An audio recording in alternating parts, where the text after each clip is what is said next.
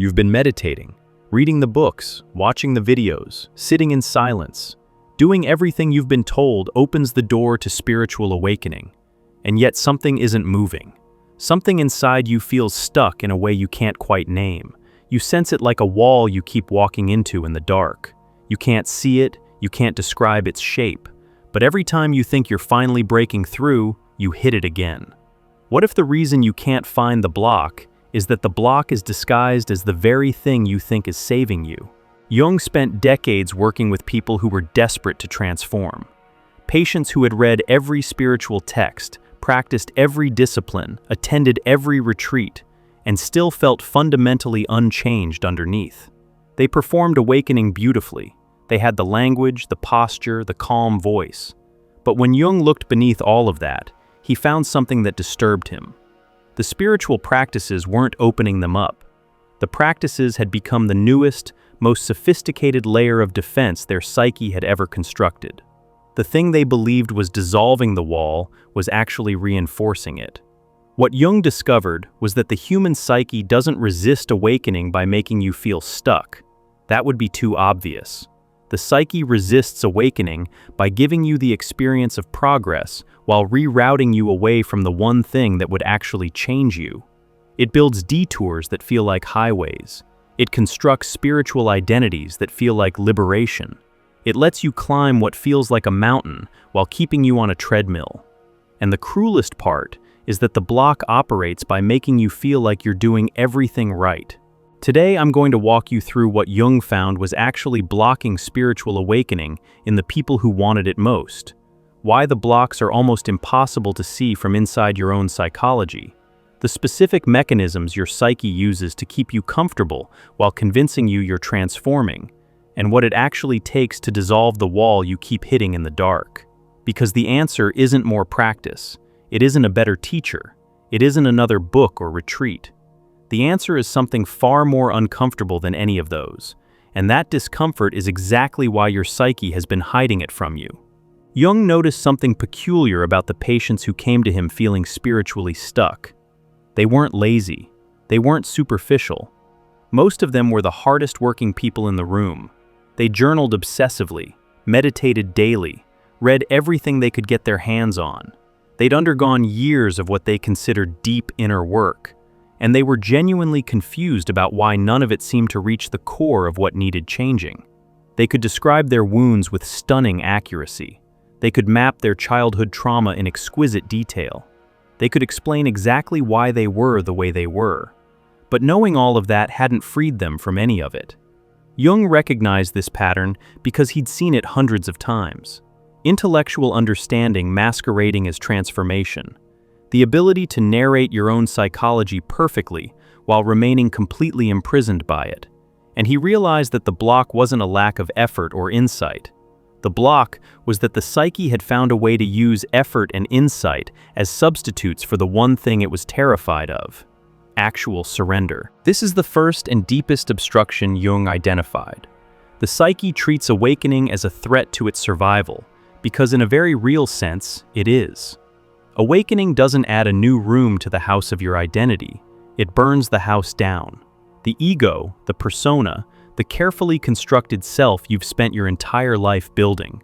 Awakening dismantles all of it. And your psyche knows this on a level far deeper than your conscious mind can access.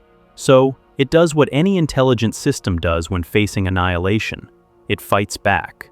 But it fights back in a way you'd never suspect, by cooperating. Your psyche doesn't block awakening by making you resist spiritual practice. That would be too easy to identify and override.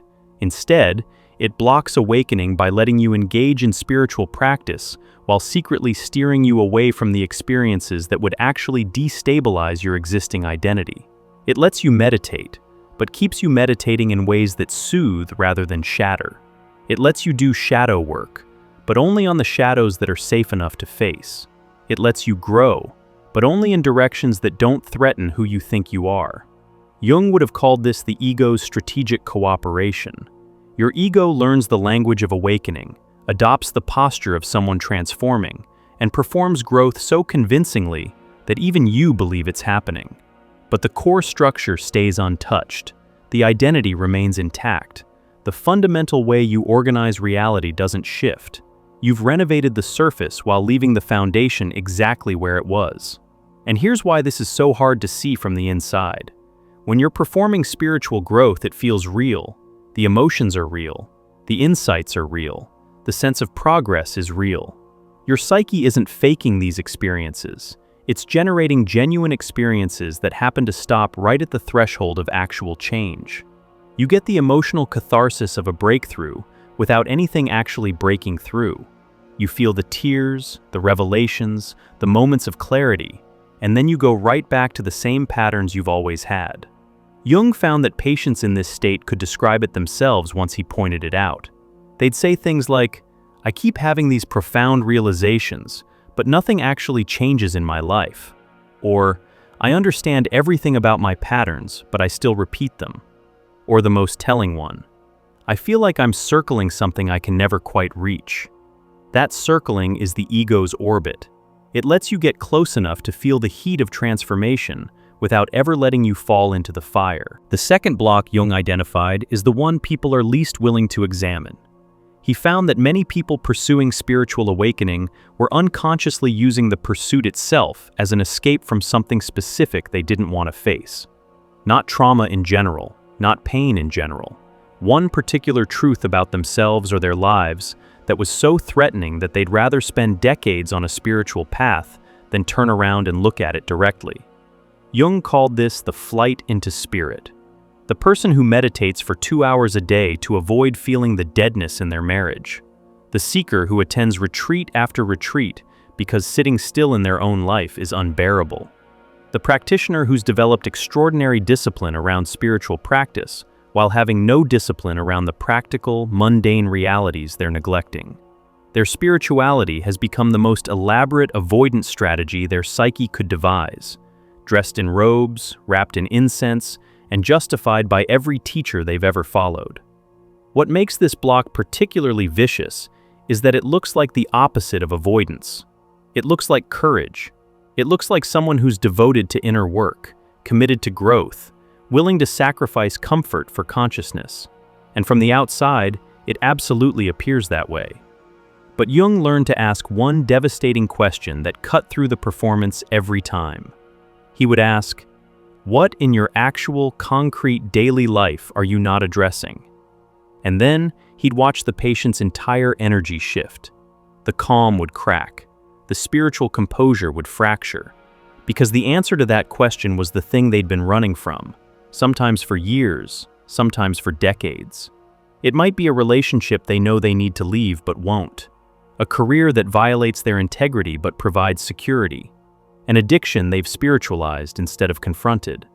A family dynamic they've accepted as unchangeable because challenging it would require a kind of confrontation their spiritual identity doesn't permit.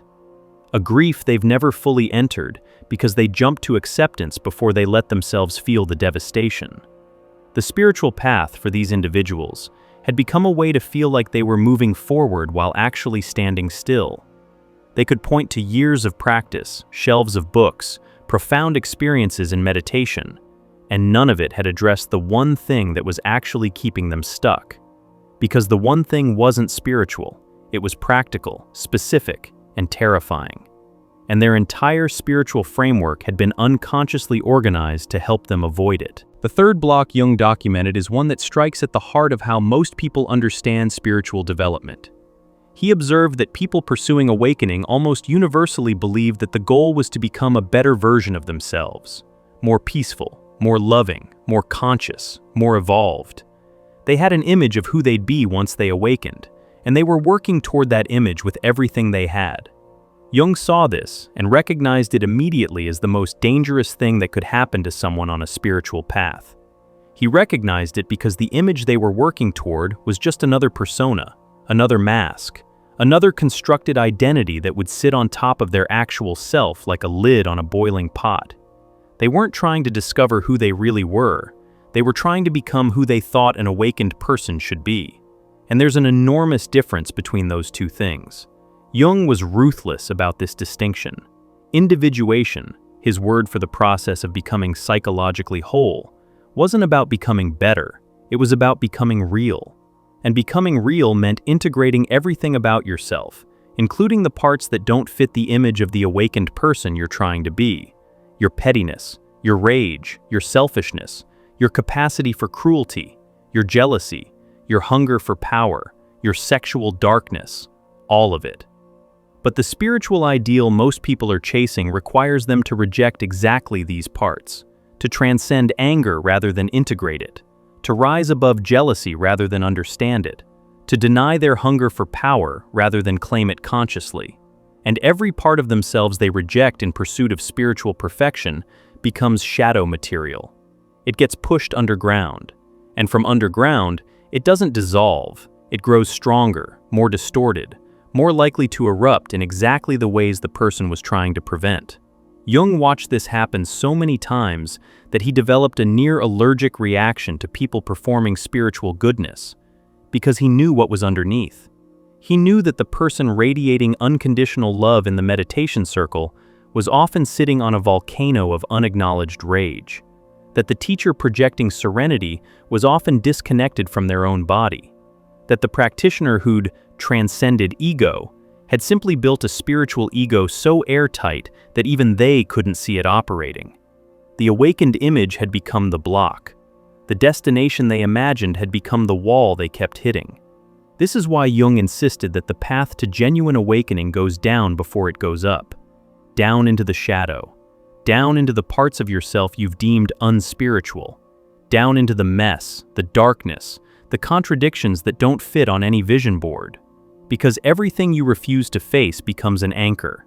And you can meditate for 50 years without moving an inch if you're meditating on top of an anchor you refuse to acknowledge exists. The fourth block is something Jung observed with increasing alarm as he aged, and it's become exponentially more relevant since his time.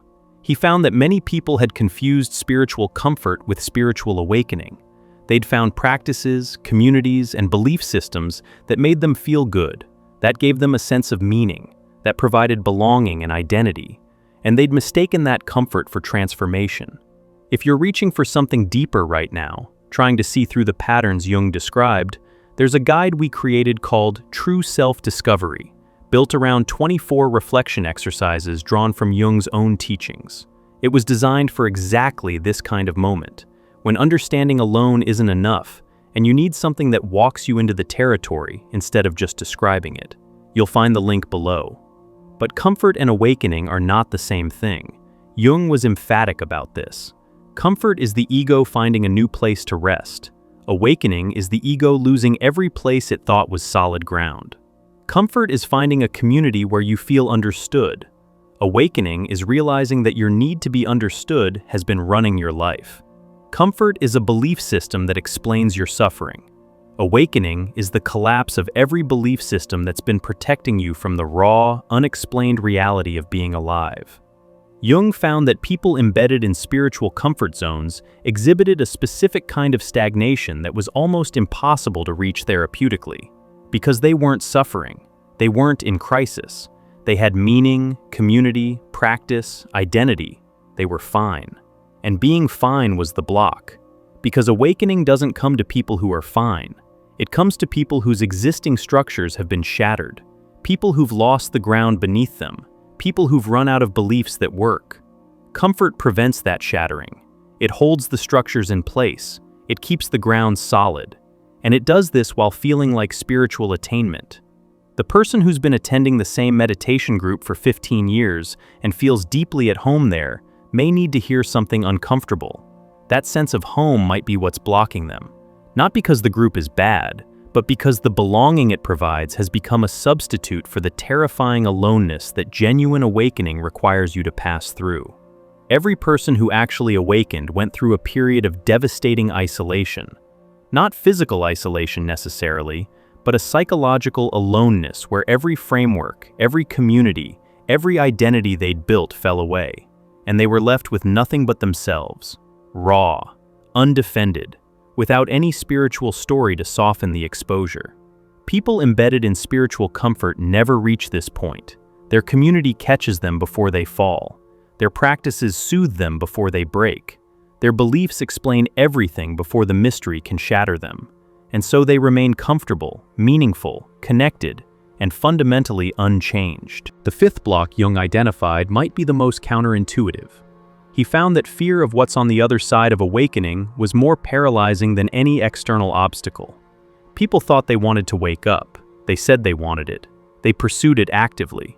But underneath that pursuit, many of them were terrified of what they'd have to become if they actually broke through. Because they sensed, correctly, that awakening would require them to change their lives in ways they weren't prepared for.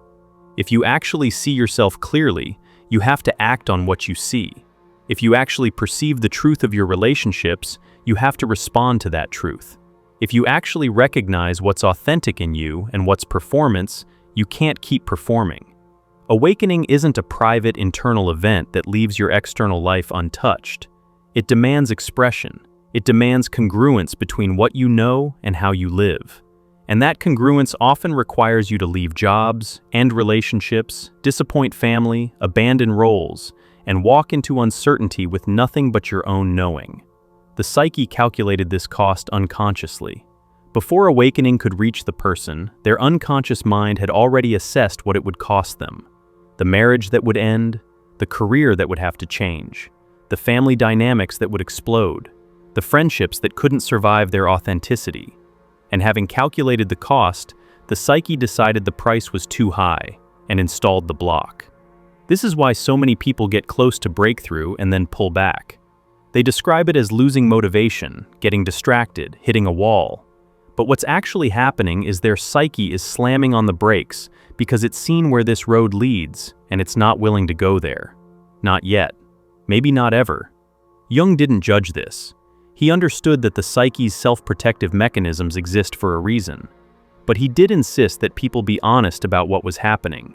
If you're not awakening, it might not be because you haven't found the right practice or the right teacher. It might be because some part of you knows what awakening would cost and has decided to keep you exactly where you are. So what actually dissolves these blocks? Jung's answer was uncomfortable for people who wanted a technique, a practice, a method they could apply. Because Jung found that the blocks dissolve through one thing and one thing only: radical, undefended honesty with yourself about yourself. Not the performed honesty of journaling your shadows, not the comfortable honesty of admitting you have flaws, but the kind of honesty that makes you want to look away and won't let you. It means asking yourself what truth you've been avoiding, sitting with the answer without spiritualizing it, without explaining it, without turning it into a growth opportunity. Just sitting with the raw, ugly, specific thing you haven't been willing to face. The relationship you're staying in out of fear, the career you know is wrong, the person you've been pretending to be, the wound you've been narrating beautifully while refusing to actually feel. Jung found that the moment a person stopped running from their specific truth, the blocks began dissolving on their own. Not all at once, not comfortably, but with a kind of organic inevitability that no practice or technique had been able to produce.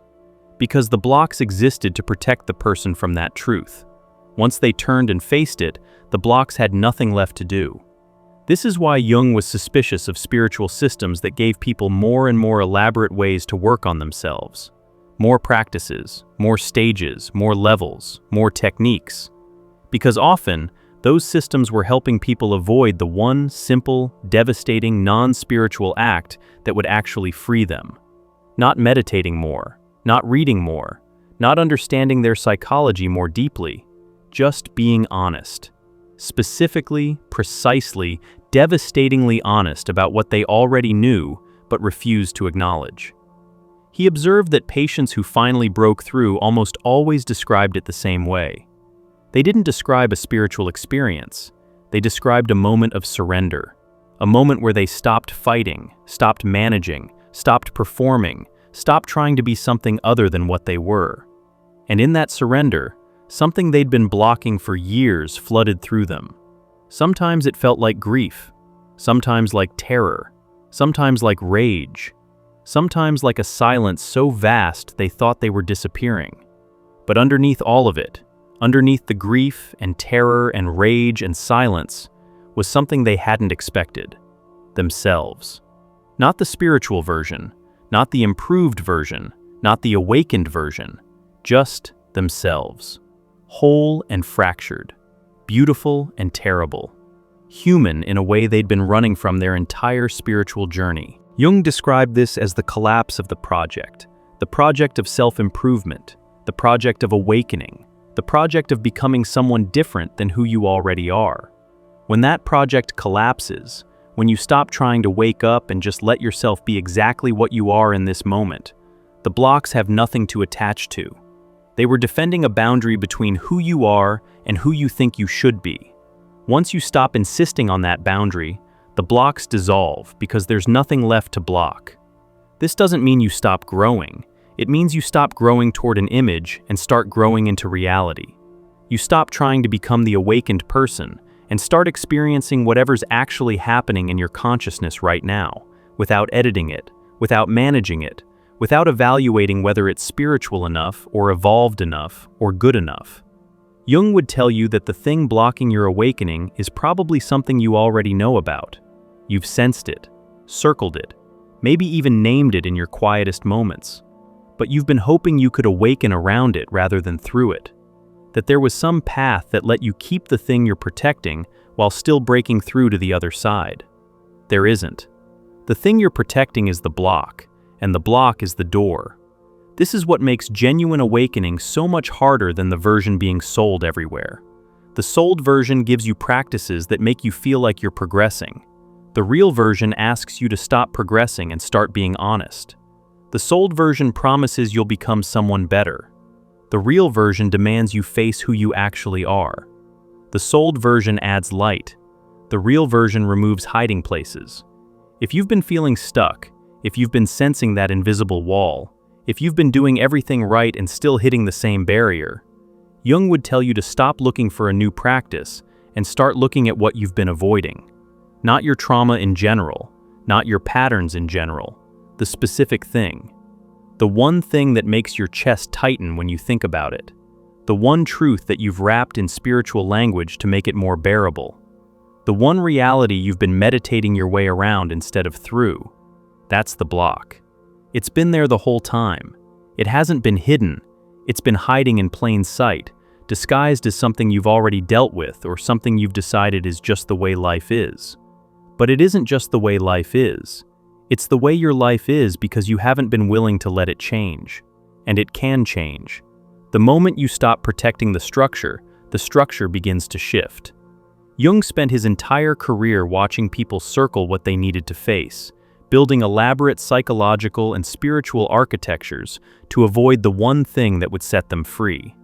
And he spent his entire career watching the transformation that happened when they finally stopped circling and walked straight into the center of what they feared. It wasn't pretty. It wasn't peaceful. It looked nothing like the images of awakening you see floating around the internet, but it was real. It moved something in the bedrock of who they were. And what emerged on the other side wasn't someone who'd achieved enlightenment. It was someone who'd stopped pretending they needed to. That's what's on the other side of the block. Not a higher version of you, not transcendence, not a state of permanent bliss.